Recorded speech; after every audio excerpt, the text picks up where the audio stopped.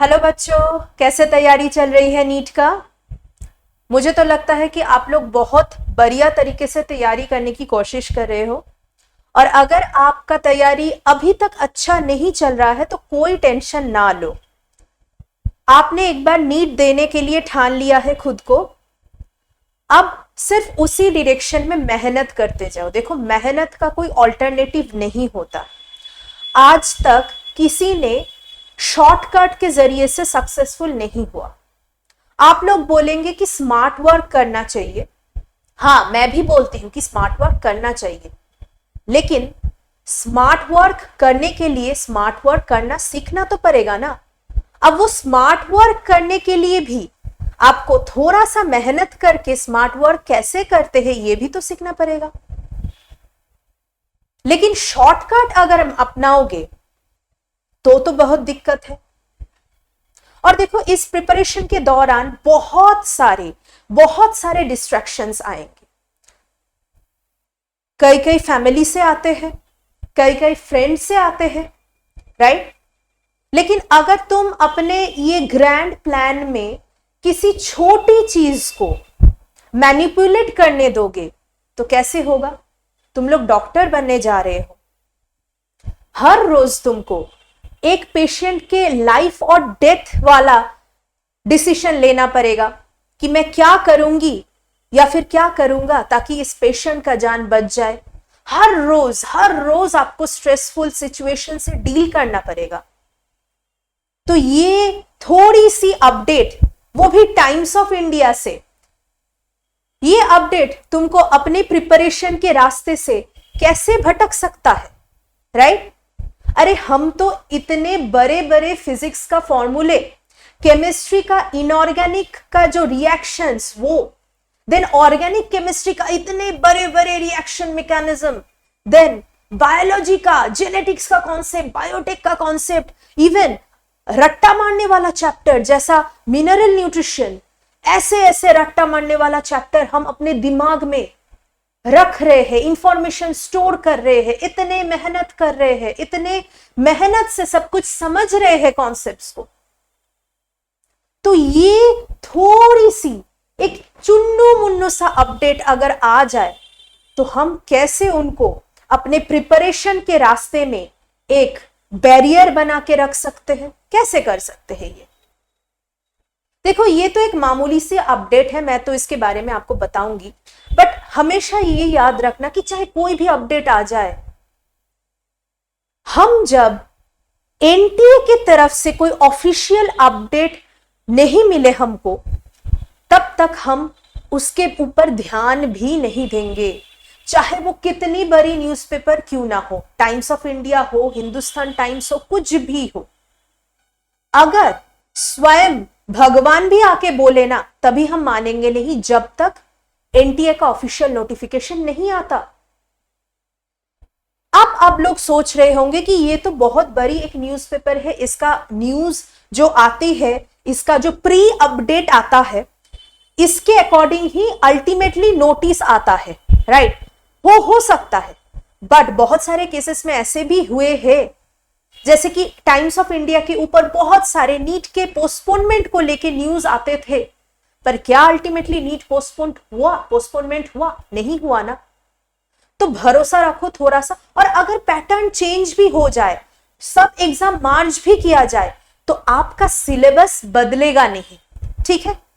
तो अपने ऊपर भरोसा रखो बच्चे, आपके साथ ज्यादा मतलब बहुत ज्यादा ऐसा कुछ नहीं होगा कि सब बच्चे का बहुत ज्यादा नुकसान हो, ठीक है।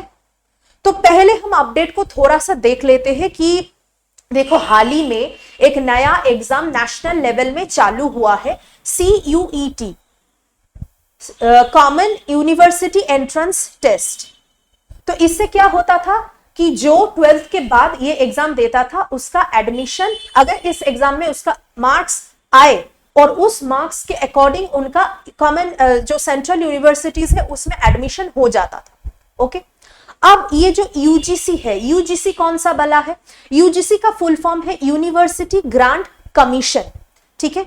तो ये यूजीसी जो है, ये ना प्लान कर रहा है मतलब थोड़ा सा एक प्रपोजल जैसा दिया है, ठीक है। अभी तक इसके ऊपर कोई डिटेल डिस्कशन और डिटेल डिस्कशन के बाद कोई फैसला नहीं किया गया है, जस्ट ये एक प्रपोजल है। यूजीसी प्लान कर रहा है कि ये 3 जो एग्जाम है, मतलब 12th के बाद तुम अगर मेडिकल फील्ड में जाते हो तो नीट देते हो, अगर इंजीनियरिंग करना है तो जेई देते हो, और अगर आपको कोई जनरल लाइन चूज करना है, मतलब बीएससी कोर्स करना है, कुछ भी करना है, then you give CUET examination, right.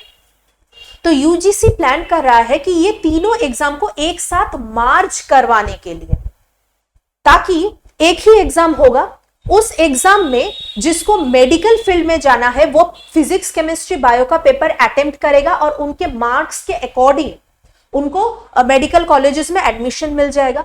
और अगर किसी को इंजीनियरिंग करना है तो वो फिजिक्स केमिस्ट्री मैथ्स का पेपर अटेम्प्ट करेगा और उनके मार्क्स के अकॉर्डिंग उनको इंजीनियरिंग कॉलेज में एडमिशन मिल जाएगा, ठीक है। और जिसको जनरल लाइन में जाना है, बीएससी वगैरह करना है, वो तो सीयूईटी ही देगा, मतलब उनके सिलेबस के अकॉर्डिंग देगा एग्जाम, और उनको उनके चॉइस से, उनके मार्क्स के हिसाब से उनको अपना यूनिवर्सिटी अलॉट हो जाएगा।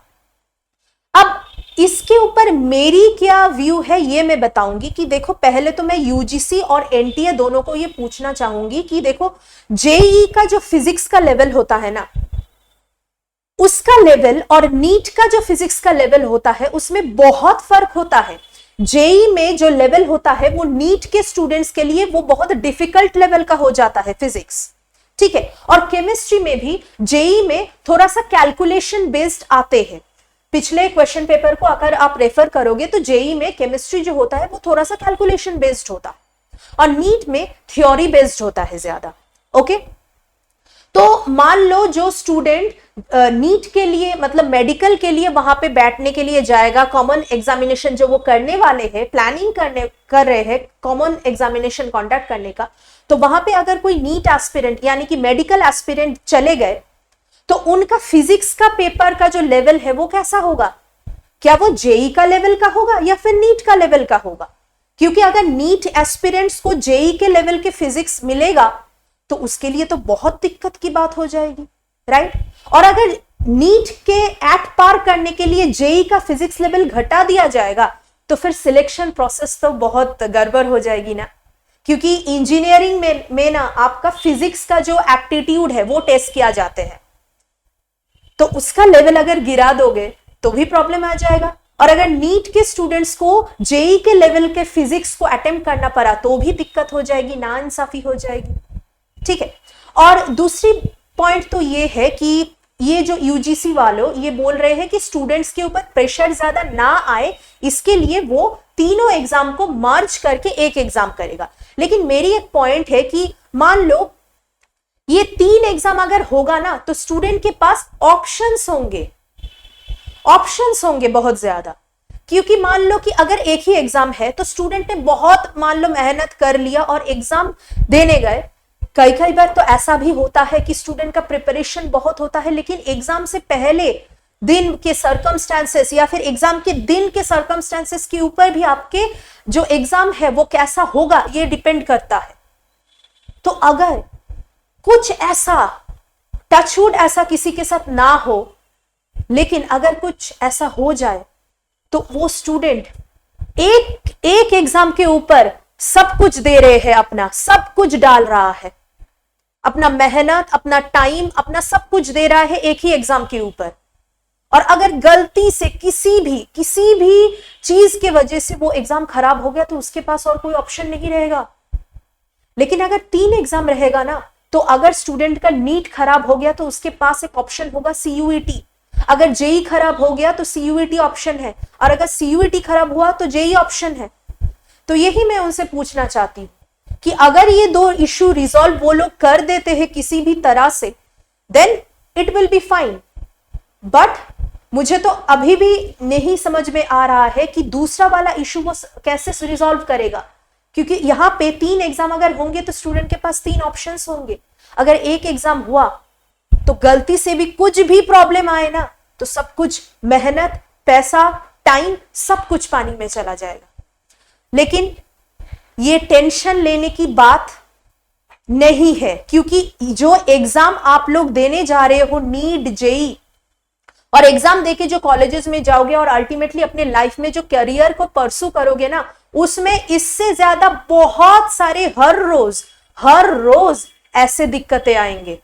ये दिक्कत, ये जो आपको अपडेट आए है ना, ये कुछ भी नहीं है उसके सामने।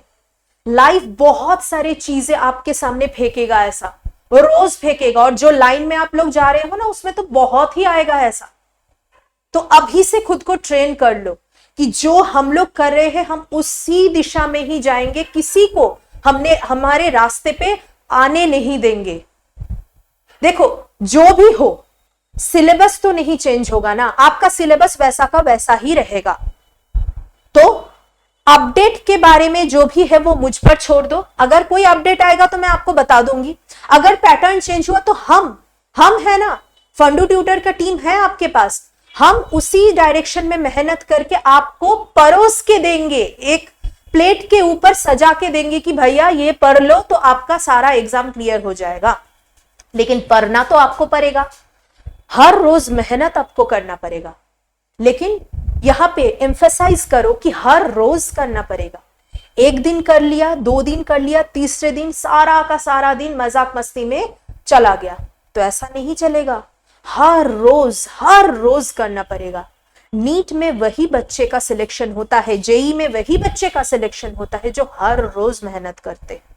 ठीक है, कई बच्चे ऐसे होते हैं कि जब वो प्रिपरेशन स्टार्ट करते हैं तो उनका मार्क्स, मैं खुद देखी हूं अपने आंखों से कि नीट में कई बच्चे ऐसे होते हैं जिनका मार्क्स शुरुआत में 150 भी नहीं आता 720 में, लेकिन वो लगातार रोज एक ही चीज कर रहा है। वो क्या है? नीट के लिए मेहनत कर रहा है, खुद को रोज इंप्रूव करने की कोशिश कर रहा है।